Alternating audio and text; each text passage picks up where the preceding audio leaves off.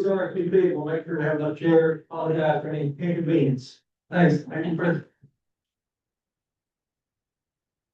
Well, I'm so glad to see a full house. Everybody wants to hear how we're doing at this club, some district, and if we get to some international and district things. So welcome, and let's go ahead and get started.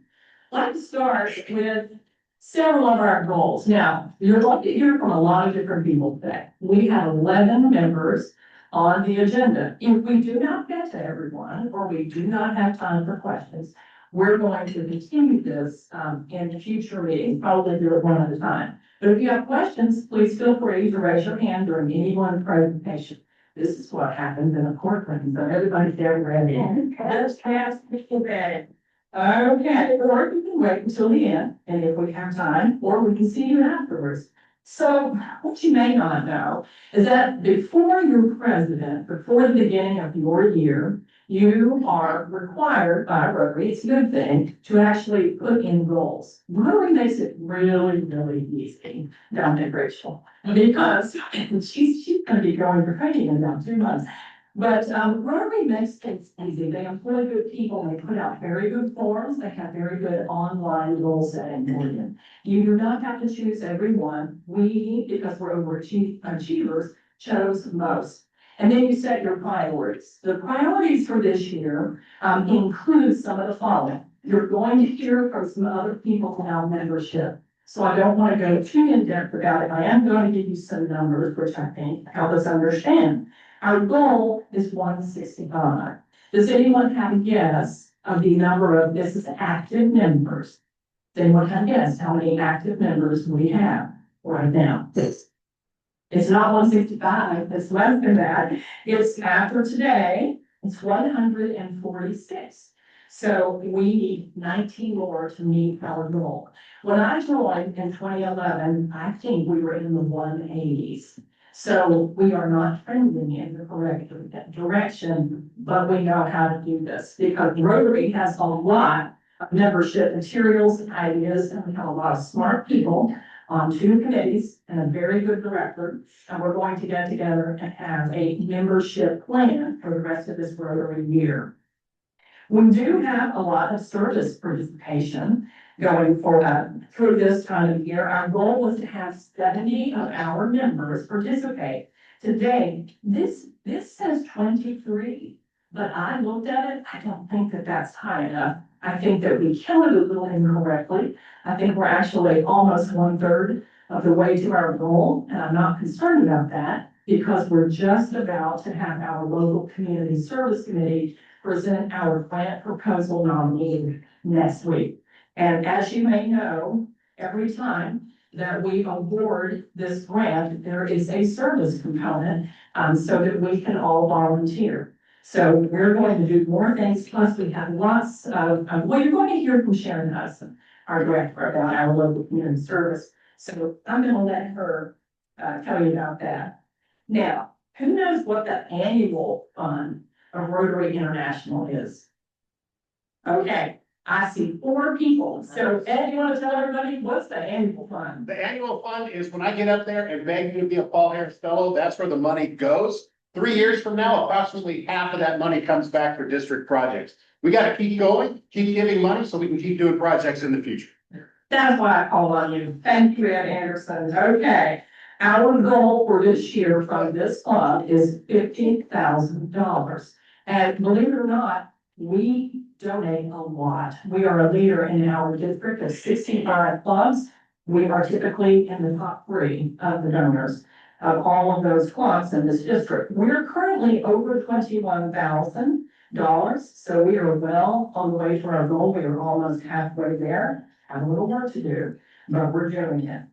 Now, Polio Plus Fund is actually a part of the Rotary International Foundation funding, but when you give to Rotary International Foundation, you can actually designate if you want your money to go towards Polio Plus. I actually do that myself. Rotary International asks that every single member of Rotary around the world give $50 every year to eradicate polio. That is still the #1 priority of Rotary International. When I was in Calgary in June at the International Convention, the head of the WHO initially addressed us. And there were, over 20,000 people at that convention. And he said that the WHO stands with Rotary, as does the Bill and Melinda Gates Foundation, who still do a 2-for-1 match to match our donations to eradicate polio. It's not just us. We're part of the team. We got it started. It came right from East Tennessee with Bill Burgeon, taking over in the 80s at the level of Rotary International and promoting the polio fund. We didn't get rid of polio, and we're actually getting there. I want to read something that I just got on Sunday, and it's from another Rotarian in East Tennessee. He is the chair of our district's End Polio Now committee. And he says, below is a brief polio update you can share with your clubs to further the awareness of Rotary's #1 priority, the global eradication of polio. As of December 31st, there have been 39 confirmed cases of wild polio worldwide in 2025. There were 9 in Afghanistan, 30 in Pakistan. There were 99 cases recorded worldwide in all of 2024. We are trending in the right direction.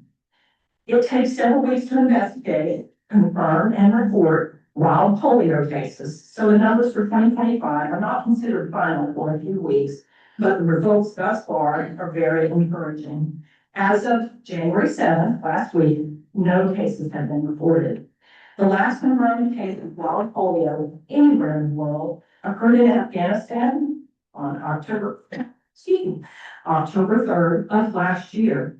So this is fabulous. I will say that where there is war, there can be polio. It can be difficult for people to get in, test the water, test the waste, and see if polio has reared its ugly head. They have found it in Gaza as well, but they think they may have stamped it out. So this is an excellent report. We are trending in the right direction. Now, I'd also like to talk about one thing. I don't want to step on anybody else's presentation, so I'm going to end on this. We do have one new benefactor, and that person is Michael Baer. You'll hear from him earlier today. We've already introduced him and told about his joining the Bequest Society to donate to Rotary International Foundation. That's a commitment of at least $25,000 from a young man, which I found excellent. And a former Rotary director actually spoke with him when he went to Rotary Leadership Institute. It was Beth Stubbs.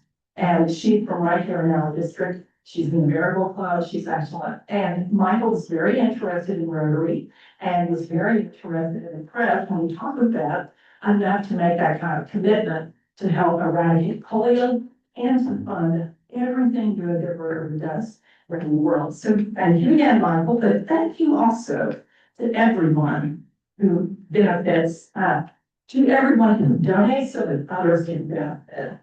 So let's get back to membership.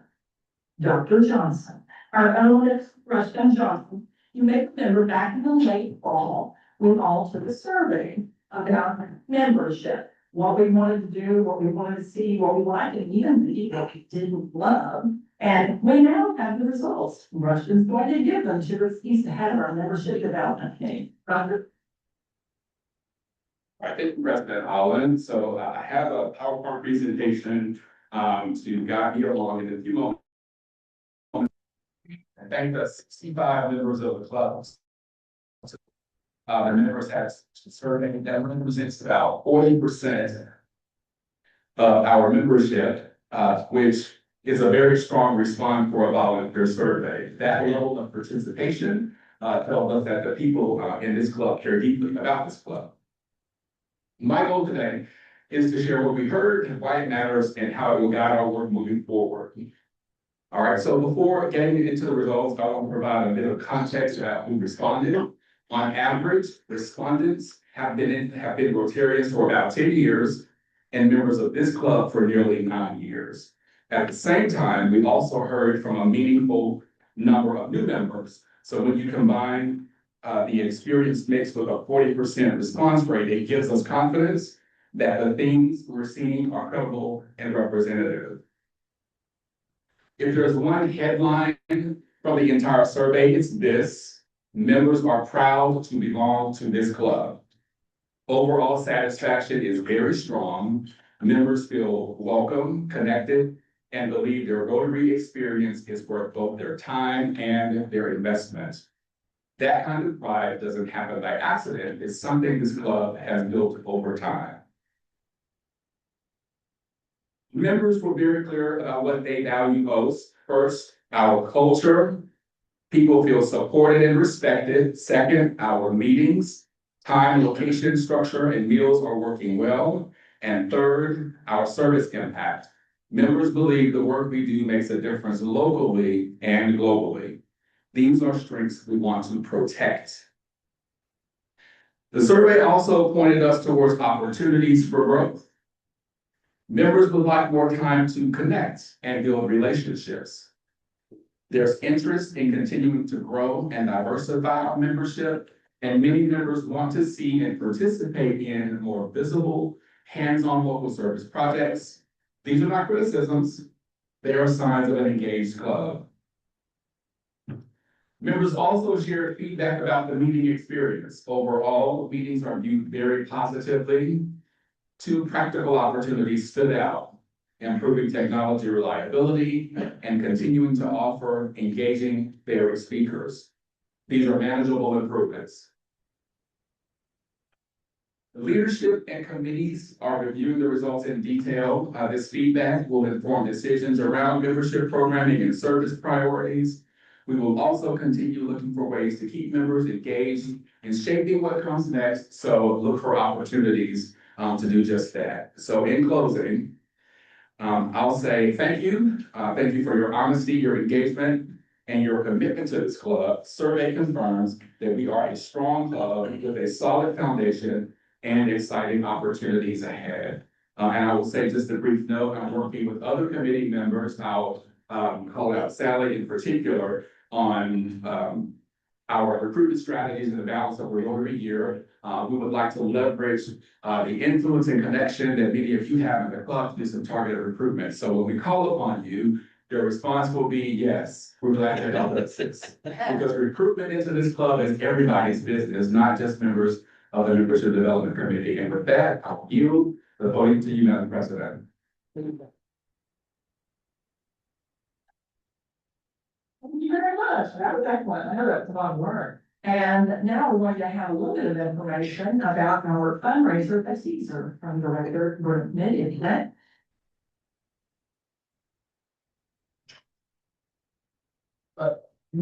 I hope Dan doesn't hear run that horse this year, but he's not here today. But I do have this announcement to make about our fundraiser. This year.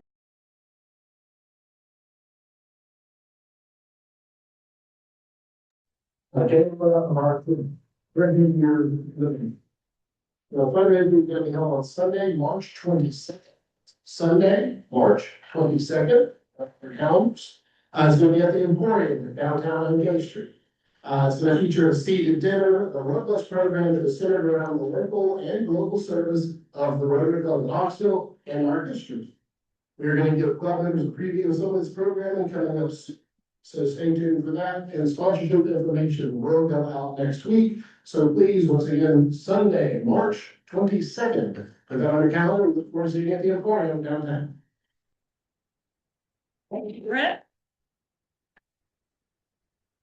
That day, Sunday, March 22nd. Okay, for those visitors who don't know, this club turned 110 years old last September, so we've been around a long time. And I'm going to call our treasurer, Holden Caperton, forward. He's going to give us an update on the financial position of the club, the foundation, and a mid-year report. Hold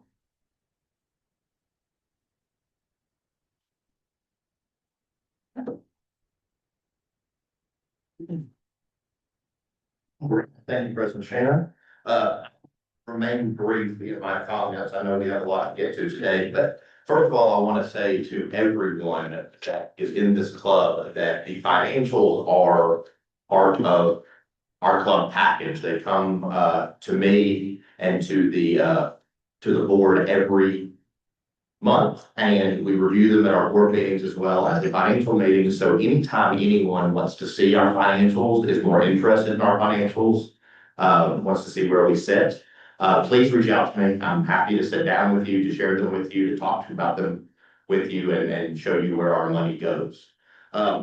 So I wanted to do a quick sort of breakdown of the way our financial structure works. As most of you know, we have two separate entities in this organization. We have the Rotary Club of Knoxville, and we have the Rotary Foundation of Knoxville. So when you think of the Rotary Club of Knoxville, that is really our operating expenses. That is our meeting expenses, that is our business expenses, that is our dues that we owe to Rotary International and to the district. And that is funded by the dues that we pay on an annual basis. So if you look at that side of the piece, we budgeted this year for $185,000 in expenses.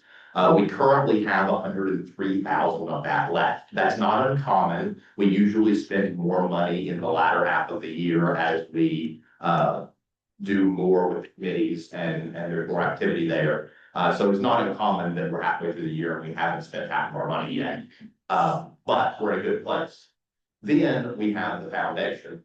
The foundation basically is everything else. It's all the things that we do. It's the scholarships. It's the committees around local and community service. It's the committees around world community service. It's everything that we as a club do outside of our business as usual.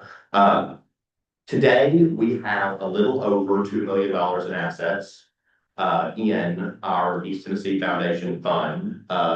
That is a significant jump.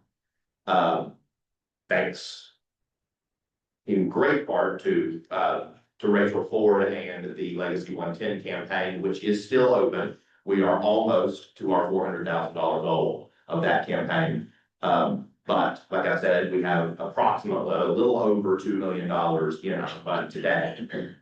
We use that fund to draw and to continue to build so that we can do all the things that we as an organization do. A large part of that is our scholarships, for example.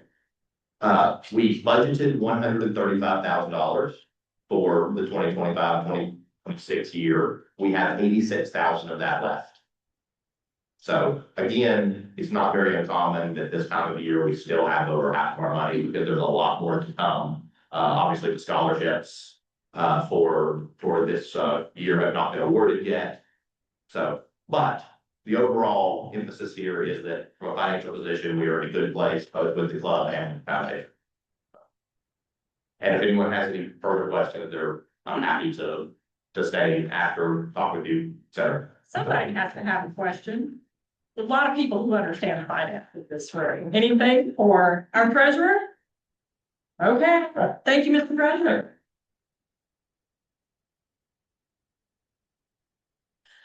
Thank you. I know that it was still a lot of information. It was something that was fun and entertaining. And I'd like to point out that our annual fundraiser and Rotary Foundation of Knoxville, the money that we raise for both of us, that's how we fund all of our service committees activities. Children have food, fresh food from Beardsley Farm. It came from this fund. It came from our fundraiser.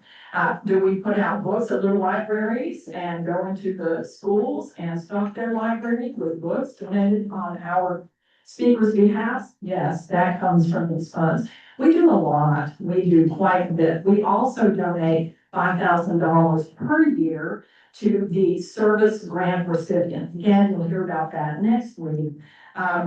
And at this time, I'd like to call Michael Bear forward. And Tyler Modern is coming for this. He's going to tell us a little bit about what our social media and public image committee has been doing. You may have seen it on LinkedIn or Facebook or Insta. So like, Tyler? Thank you, Madam President. Good afternoon, everybody. The social media, I just want to make sure I said this right, social media public image committee met yesterday. That consists of Holden, Michael, and Ed and myself. For the last 7 months, we've been trying to get back into our LinkedIn, Facebook, and Instagram account. We have not been able to make any social media posts or anything like that. So our goal yesterday of getting together was to figure out a way to get back into those accounts and then get a schedule set up for postings moving forward. We're happy to say that yesterday we were able to get into all accounts, create a schedule. So now moving forward, any pictures or anything that we get, we can actually make those posts. So what we ask from you all, whenever we're out at fundraising events, when we're doing any type of networking or social media posting, if we can tag Rotary Club of Knoxville, and it's simply at Rotary Club of Knoxville. If you're unsure how to do this, please raise your hand right now so that Michael, Holden, and I can put our eyes on you and come back up to you. If you really need any questions, please ask us. It's an easy way. We're all out there. We're all doing different events. Let's go ahead and tag Rotary members in that. And that way we can continue moving forward to grow the club. Thank you. Thank you, guys. I know that was a chore, but thanks for getting that done. All it took was about an hour and a half and four people who knew what they were doing in the same. Oh, great. I'd like to call Sharon Hudson forward and give her report. She is the director of our local service. And while she's coming from the back of the room, I'd like to say that at all of these Rotary trainings that I go to, they all point to social media as a way for us to do excellent and almost free or free marketing. So it is important if we share. And I haven't put anything on Facebook in a long time because I've been a little busy the last 7 months, but I'm going to start doing it too. So I challenge you to join me. And now Sharon's going to tell us about what we've been doing and what's coming up. Sharon? Thank you very much. I have the privilege of being part of the local service for our committees, and they are very robust. So I have a very brief little report for you. Community Rotaract, Brent Midget, they meet at Flock Beer and Wine. It's upstairs on Sutherland. They meet at 6 p.m. the first Wednesday of each month. And Brent is doing something new where he's got a speaker series, so it's going to be very entertaining. It's open to all members. The Interact RYLA Club with Liz Greger. I love Liz. She is working, they're working with little libraries. Of course, they're just getting back from being on winter vacation. They did a food drive. They collected over 1,500 jars of nut butter. And they are currently about to do a toiletry collection for another Fortune 500. Local community service, Scott Sakomsky, he is also such a winner here. He recently, for our Christmas event, we collected clothing, sundries, etc. And then we participated by giving bus passes, which was a need. I think took quite a few boxes over. And then of course we did that for care guides. They just went through the grant process. They did 12 grants and they were all very good grants. You will hear from them next week on the 20th. They are presenting 3. It's Boys and Girls Club, a Vestal Pantry, Friends of Literacy, and Breast Connect. Breast Connect is like a marketing package, so it was interesting. And then members vote. This club votes on those 3, and that date is January 23rd, voting ends. It's a tight turnaround, but I know we can do it.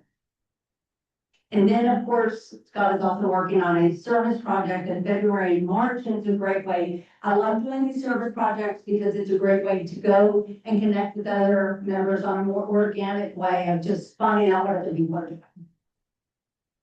The Peace Committee, Jim Morrow, that planning is underway. That will be on May 26th. So please remember Peace Awards Luncheon, Knoxville Museum of Art, May 26th. New Member Committee, Aaron Ortiz. That committee meets every first Tuesday after Rotary, and they're very robust. They are doing a great job engaging new members. They are also working on a committee selection process where we got feedback where it's kind of confusing when we get your committee and you're supposed to sign up for committees. New members, seasoned members were like, how many do I sign up for? I signed up for 5. They put me on all 5 of them. I thought it was a preference. So we're gonna try to break that down, simplify the process so everyone knows what they're doing and what they're signing up for. And you'll hear more about that on the 27th. And lastly, UTK Rotary, Aaron Ortiz, again, going double duty here. UTK Rotary, they are meeting, of course, I don't think they're back from Christmas break yet, but they were meeting, I think they did maybe a Toys for Tots or something, so they're active and doing well at the campus, so that's it for local service. Yeah, that was enough. Of course, it's enough, Sharon. Thank you so much. We have time for only one more presenter. I'm going to call on Sally Bowman. Sally, are you ready? Okay, Sally, you all met earlier today. She is the chairman of our social activities. And while she's coming forward, I want to point out to you something I didn't mention. So when you donate to our local foundation and when you donate to our annual fundraiser coming up on what day, Brent? March 22nd. That's right, March 22nd. You know, our largest expenditure are to fund college scholarships. And we even have one of our recipients here today with Annette. Thank you for being here, Natalie. We give each college student a $20,000 scholarship paid out over 4 years. That's significant. And all of that money comes from us right here. So thank you very much. With that, we're going to end before the 4-way test with Sally Bowman telling us where we've been and where we're going socially. Sally? Kind of quickly, this past year, we tried to do a few different things. We've had some traditional restaurants where we can get together, sit around a table, have a beverage and an appetizer. So we've been to Nava's, we've been to the new Cassie's in the Bearden area. We went to Finn's, which is North Peters. So those were great and fun events, but the more interesting things were I think anyway, we got even better attendance.